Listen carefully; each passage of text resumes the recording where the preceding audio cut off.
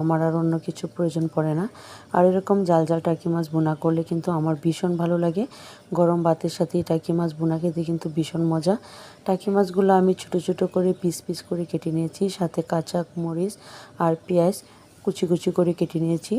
এটা দিয়ে আমি আজকে খুব মজাদার একটা টাকি মাছ ভুনা করব। কড়াইয়ে তেল দিয়ে পেঁয়াজ কাঁচা মরিচ দিয়ে তেলের মধ্যে খুব ভালো করে একটু ভেজে নেব।